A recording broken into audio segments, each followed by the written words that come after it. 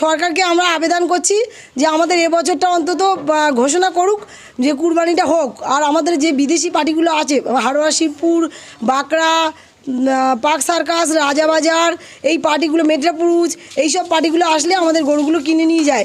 এই পার্টিগুলোর মুখে মুখে যেন এই সংবাদটা পৌঁছয় যে গরু কুরবানি 2026-এ হবে। আর সরকারকে বলতেই হবে যে এই ঘোষণা করতেই হবে যে কুরবানি হবে, আর আমাদের গরুগুলোকে নিয়ে যেতে হবে। সরকারের এই হঠকারী সিদ্ধান্তকে আপনারা কি চোখে দেখছেন? সরকার তো আমাদের পেটে লাথি মারছে। সেই 1947 সালে যেমন বিনয় বাদল দীনেশ দেশের লড়াই করেছিল, ওরা পটাশিয়াম খেয়ে মারা গেছিলো, সেই আমাদের এখন তাই করছে। আমার বাবা বলে গেছিল যে 50 সালে রাইট বেঁধেছিল হিন্দু মুসলিম, এখন সরকার তো আমাদেরকে রাইট বাঁধে, মুসলমানকে মারতে গিয়ে আমাদের হিন্দুকেই মারছে। যেমন ভারতবাসীকে মেরেছিল, এখন আমাদেরকে মেরে দিচ্ছে। সেই হিন্দুদেরকে মারছে, মুসলিমদের মারা হয় না, এটা হিন্দুদের মারা হচ্ছে। কেন এটা মুসলিমরা কি গরু পোষে না? হ্যাঁ পোষে, কিন্তু গরু খাচ্ছে বলে ওদেরকে জব্দ করতে গিয়ে আমাদের বাঙালিকে জব্দ করে দিচ্ছে। গরু বেশি কারা পোষে, হিন্দুরা না মুসলিম? হিন্দুরা। আচ্ছা আচ্ছা। আপনার হাতে একটা কাগজ আছে, এটা কিসের কাগজ? এটা হচ্ছে লোন নিয়ে আমরা গরু তুলি ব্যাংকের। এখন উপায় কি হবে?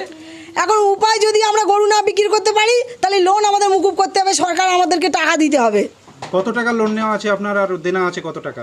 3 লাখ টাকার লোন আছে, আর জুয়েলার্স বন্ধক দেওয়া আছে, আমাদের ঘরের জিনিস, আমাদেরই জিনিস বন্ধক দেওয়া আছে 2 লাখ টাকার। আর কোনো দেনা আছে? ভুসির দোকান? হ্যাঁ ভুসির দোকানে আছে 1.5 লাখ টাকা।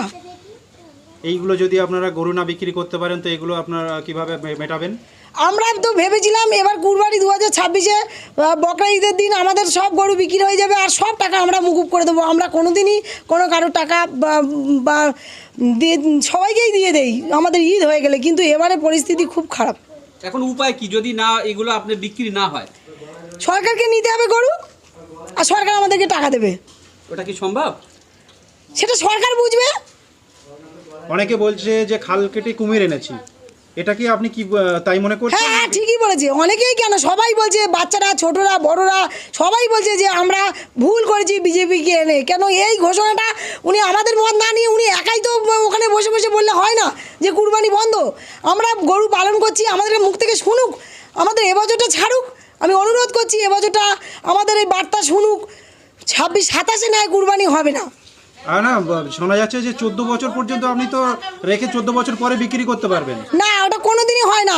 গরু 14 বছর পর্যন্ত বাঁচে না, 9 থেকে 10 বছর পর্যন্ত একটা গরু বাঁচে। আর গরু বাঁচলে গরু 14 বছর কোনোদিনই বাঁচে না। আমরা তো ওরকম করি না, আমরা গরু ভালো বেগে সুস্থ স্বাভাবিক অবস্থায় আমরা কুরবানি দিই। আমরা কোনোদিন গরুর গর্ভবতী অবস্থায় বিক্রি করি না। যে গরু দেখি সুস্থ স্বাভাবিক সেই গরুকে আমরা বিক্রি করি। আমরা ছোট বাছুরকেও কুরবানি দিই না, আর মহামান্ডারাও দেয় না। আমরা ওদের মুখে গল্প শুনেছি যে 3 বছর 4 বছর না হলে গরু কুরবানি দেওয়া যায় না, কেন একটা দাঁতের ব্যাপার আছে, দাঁত উঠবে তারপর সেই গরুটাকে দেয়। ওরা কোনোদিন কোনো অল্প বয়সী গরুকে দেয় না, আবার বৃদ্ধ বয়সেও দেয় না। সুস্থ স্বাভাবিক যেটা, হ্যাঁ সুস্থ স্বাভাবিক বয়সে দেয়। আচ্ছা ধরে নিন গরু বিক্রি হলো না, অথচ কুরবানি, মুসলিমদের কি কুরবানিটা কি আটকে যাবে মনে করছেন? না, ওনাদের তো কোনো অসুবিধা, ওনারা তো বলছে, আমরা ফোনে ইউটিউবে সব শুনছি যে ওরা ছাগল দেবে। কারা জব্দ হচ্ছে দেখো, তোমরাই তো, হিন্দুরাই জব্দ হয়ে যাচ্ছে। আজ কাকে জব্দ করতে গিয়ে কে জব্দ হচ্ছে? এই গরু যদি এখন থেকে যদি পোষা বন্ধ হয়ে যায়, এরপরে দুধের একটা ক্রাইসিস দেখা দেবে, চামড়ার জিনিস যেগুলো বিক্রি হচ্ছে তারও একটা ক্রাইসিস দেখা দিতে। হ্যাঁ, আমি সকালবেলা দুধ নিই, আমার 4 ট্যাঙ্কি দুধ যায়, আমার প্রত্যেকটা মিষ্টি দোকানে দুধ যায়, প্রত্যেকটা বাচ্চা দুধ খায়। এই দুধ নিয়ে সব বাচ্চারা মানুষ হচ্ছে, অনেকেই বুকের দুধ খায় না, সব গরুর দুধ খেয়ে মানুষ হচ্ছে। আবার বিকালবেলা আমার ছানা হয়, ছানা দিয়ে মিষ্টান্ন তৈরি হয়। কিন্তু এগুলো কি হবে? উনি না বলে করে কেন এই কথা বলছে যে গো পালন বন্ধ, গো পোষা বন্ধ? গো পোষা বন্ধর কথা বলছে না, বলছে গো মাথা হত্যা করা বন্ধ হোক, এটা বলতে। এটা ভুল বলছে। আমাদের খেলে যদি অসুবিধা হয় খাবো না, কি আছে? আমরা কোনো দিনের জন্য কোন আমার হিন্দু সমাজের মা বোনকে কষ্ট দিতে পারি? আমরা এই কষ্ট দিতে পারি? তাহলে এই কেমন আইন? 14 বছরের নিচে খেলে বলতে কষ্ট হবে, আর 14 বছরে বড় গেলে বলতে কষ্ট হবে না। এবারে আমরা গরুকে জবা করা থেকে বয়কট করব। তবে আমি একটুকু বলবো, আমার পেনের যতটা ক্ষমতা আছে সেই ক্ষমতা দিয়ে রাজ্যের মুখ্যমন্ত্রীকে জানিয়েছিলাম যে আইনটা আছে, আইনের 12 নম্বর সেকশনে বলা হয়েছে সরকার যদি চায়, রাজ্য সরকার যদি চায়, তাহলে ধর্মীয় ক্ষেত্রে চিকিৎসার জন্য, গবেষণার জন্য, তাহলে তারা ছাড় দিতে পারে। আমি দেখছি একদিকে যেমন মুসলিম সম্প্রদায়ের ধর্ম উৎসব পালনে কিছুটা হলে বাধা হয়ে দাঁড়াচ্ছে এই আইনটা, উল্টো দিকে হিন্দু সমাজের মানুষ যারা গরুকে পালন করে বড় করে বিক্রি করে এই সময় তারাও আর্থিকভাবে ক্ষতিগ্রস্ত হচ্ছে।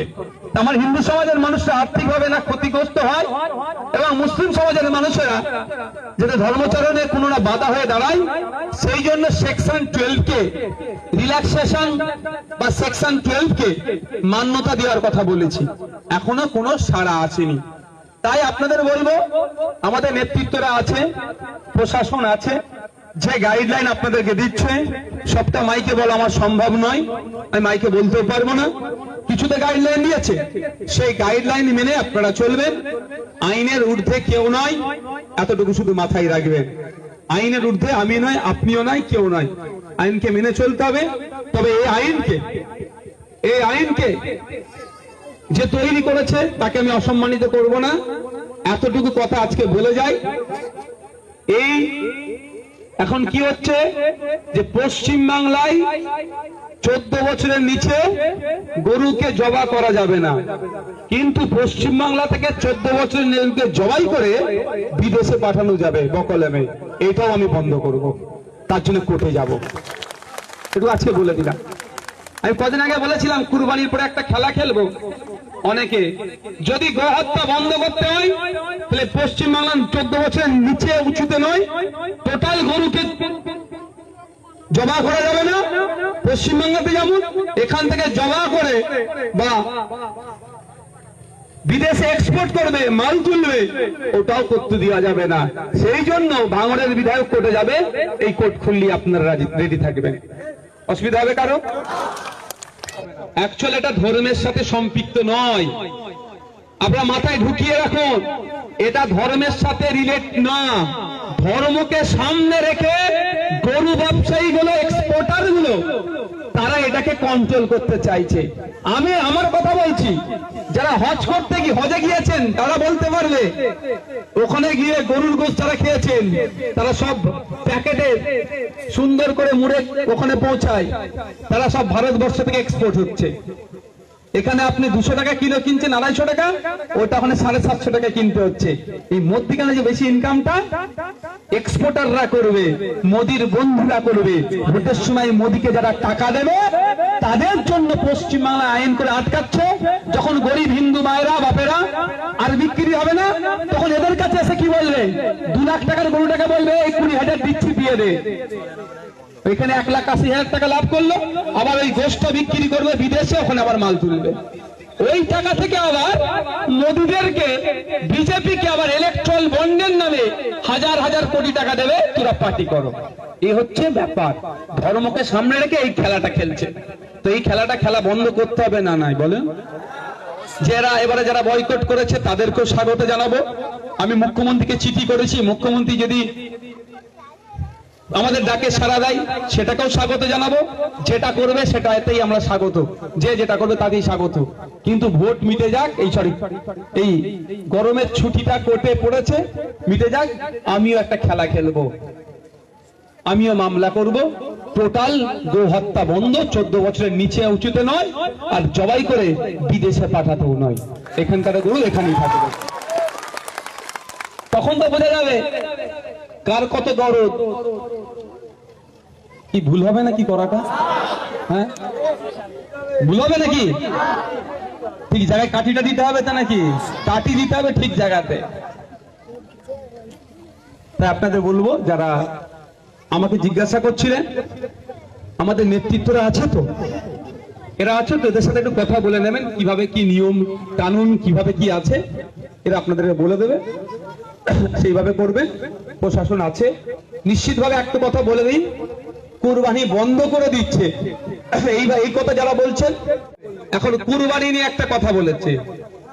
এবার হচ্ছে কুরবানির কথা আমি আপনাদের বলবো। আমি আইনসভার একজন সদস্য, আমি আইনের ঊর্ধ্বে কথা বলতে পারবো না। আইন যেটা বলছে তার মধ্যে থাকতে হবে, আমি আইনের বাইরে যেতে বলবো না। আবার কিছু মানুষজন বলেছে নাকি ওই হীনমন্যতায় কেউ ভুগবেন না, আমি বিধায়ক, আমার কাছে প্রত্যেকটা ভোটার সমান। আমার নজরে কে বিজেপি, কে তৃণমূল, কে আইএসএফ, কে কংগ্রেস, কে সিপিএম, কে নির্দল, কে আমার বিরোধী, কে আমার পক্ষে, কিছুই নয়।